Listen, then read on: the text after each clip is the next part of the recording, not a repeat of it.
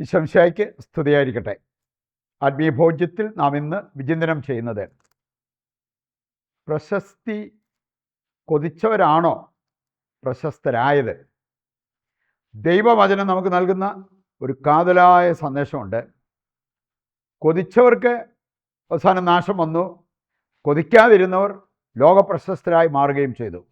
ചില സംഭവങ്ങളിലൂടെ കടന്നു പോകുമ്പോൾ നമുക്കത് മനസ്സിലാക്കാൻ പറ്റും. മദർ തെരേസ തൻ്റെ ജീവിത വിശുദ്ധി കൊണ്ട് വിളിച്ചു പറഞ്ഞ ഒരു കാര്യമുണ്ട്.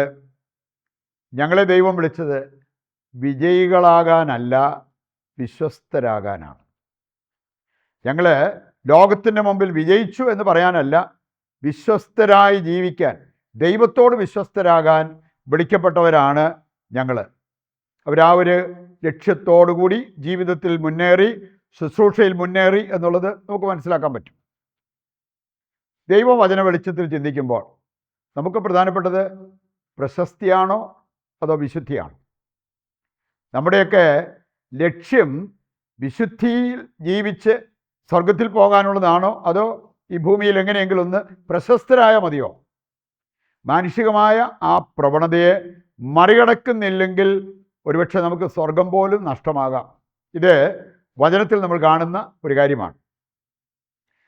പ്രശസ്തി കൊതിച്ച ചില ബൈബിൾ കഥാപാത്രങ്ങളെ പറ്റി നമുക്ക് മനസ്സിലാക്കാം. അവർക്ക് എന്ത് സംഭവിച്ചു എന്നുള്ളത് വചനം വ്യക്തമായിട്ട് നമ്മെ പഠിപ്പിക്കുന്നുണ്ട്.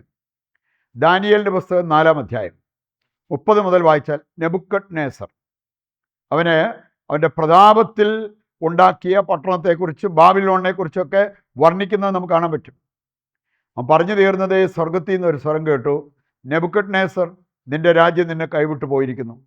പിന്നീട് പ്രശസ്തനായി ജീവിക്കുന്ന ഒരു രംഗമല്ല നമ്മൾ കാണുക. ജനങ്ങളുടെ ഇടയിൽ നിന്ന് അവൻ ഓടിക്കപ്പെട്ടു. മഴയും മഞ്ഞും വെയിലും കൊണ്ട് അവന് വിജനസ്ഥലത്ത് കടന്നു. അവൻ്റെ രോമം പക്ഷിയുടെ രോമം പോലെ വളർന്നു, അവൻ്റെ നഖം പക്ഷിയുടെ നഖം പോലെ വളർന്നു എന്നെല്ലാം ഈ അധ്യായം നമ്മെ ഓർമ്മിപ്പിക്കുന്നത് കാണാൻ പറ്റും. എസ്തേറിൻ്റെ പുസ്തകം 3-ാം അധ്യായം, ഹാമാൻ മറ്റുള്ളവരുടെ ആ ഒരു ബഹുമാനം കൊതിച്ചവൻ, എല്ലാവരും വന്ന് അവൻ്റെ മുമ്പിൽ മുട്ടുകുത്തി വണങ്ങണം. മൊർദെഖായി വിസമ്മതിച്ചു. അവൻ്റെ അഹങ്കാരം കൊണ്ടല്ലെന്ന് അവൻ പറയുന്നുണ്ട്. ഇത് ദൈവത്തിന് കൊടുക്കേണ്ടതാണ്, മനുഷ്യർക്ക് കൊടുക്കേണ്ടതല്ല. അതെനിക്കറിയാവുന്നത് കൊണ്ട് ഞാനത് ചെയ്യുന്നില്ല. അതിൻ്റെ പേരിൽ ഹാമാൻ ഇവനോട് ദേഷ്യമുണ്ടായി. അവനെ തൂക്കാനുള്ള കഴുമരം പോലും ഉണ്ടാക്കുന്നത് നമുക്ക് കാണാൻ പറ്റും.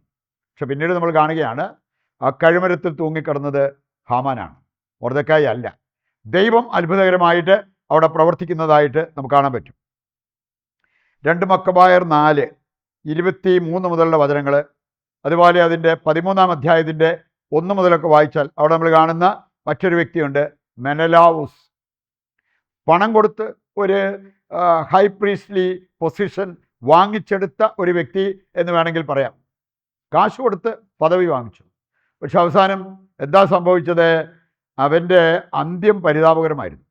ഒരു പ്രത്യേകതരം യന്ത്രത്തിലേക്ക് അവൻ എറിയപ്പെട്ട് അവൻ കത്തിച്ചാരമായിട്ട് അതിനകത്തുണ്ടായിരുന്ന ചാരത്തോട് ചേരുന്നത് കാണാൻ പറ്റും. മാന്യമായ ഒരു ഫ്യൂണറൽ പോലും, ശവസംസ്കാരം പോലും അവനുണ്ടായില്ല എന്നുള്ളത് ഈ അധ്യായങ്ങൾ നമ്മെ ഓർമ്മിപ്പിക്കുന്ന ഒരു കാര്യമാണ്. 2 മക്കബായർ 9 വായിച്ചാൽ, അന്ത്യോക്കസിൻ്റെ അന്ത്യം എന്നാണ് അതിൻ്റെ തലക്കെട്ട് പോലും.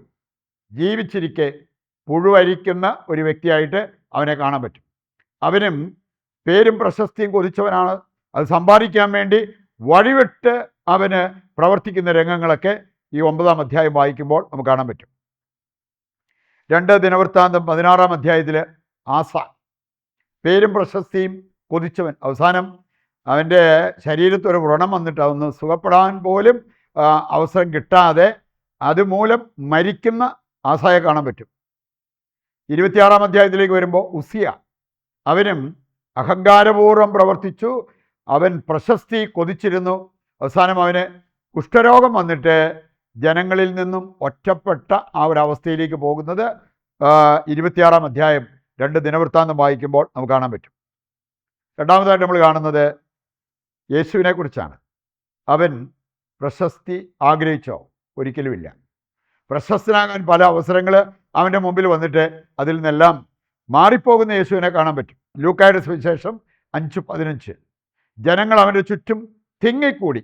അവനാകട്ടെ വിജനസ്ഥലത്തേക്ക് പിൻവാങ്ങി അവിടെ പ്രാർത്ഥനയിൽ മുഴുകി.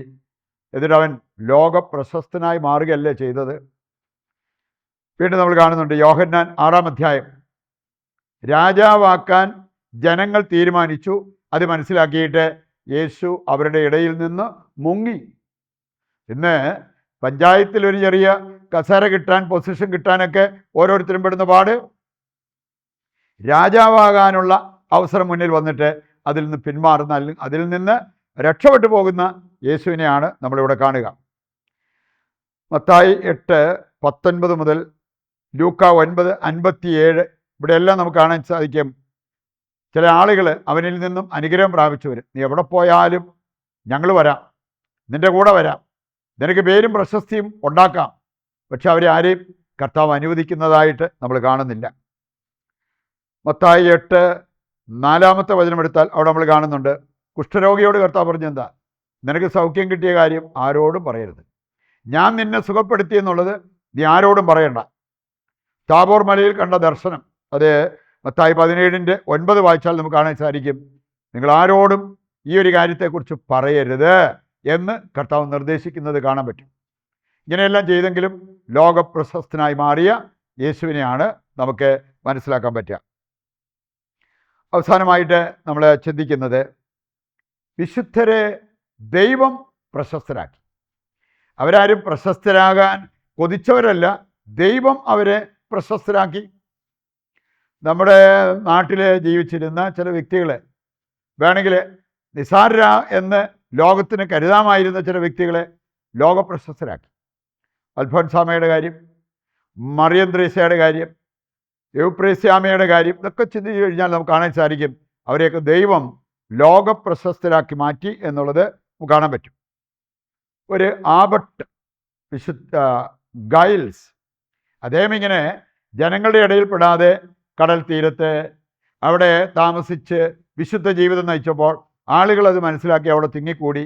അവിടുന്ന് അദ്ദേഹം വനത്തിലേക്ക് പോയി അവിടെ ഏകാന്തവാസം നടത്തുവാനായിട്ട് പരിശ്രമിച്ചു. പക്ഷെ ഇവിടെയെല്ലാം ആളുകൾ പിടിച്ച് അവൻ്റെ അടുത്തേക്ക് പോകുന്ന രംഗം നമുക്ക് കാണാൻ പറ്റും.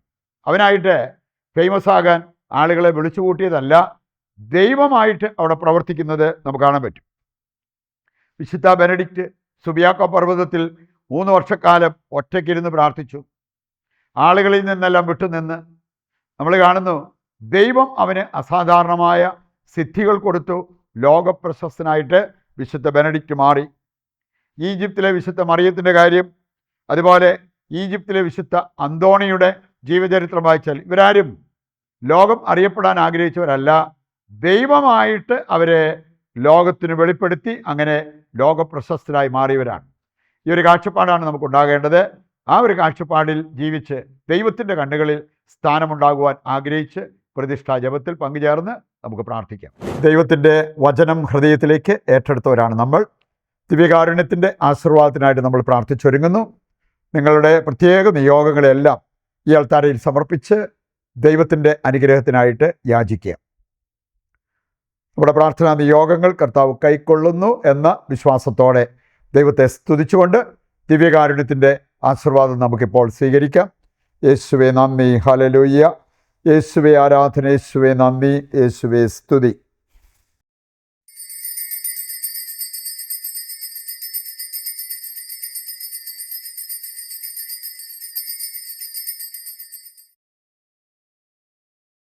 ഈശോമിശിഹായ്ക്ക് സ്തുതിയായിരിക്കട്ടെ. മറ്റൊരു എപ്പിസോഡുമായി നാളെ വീണ്ടും നമുക്ക് ഒന്നിക്കാം. ദൈവം നിങ്ങളെ സമൃദ്ധമായി അനുഗ്രഹിക്കട്ടെ.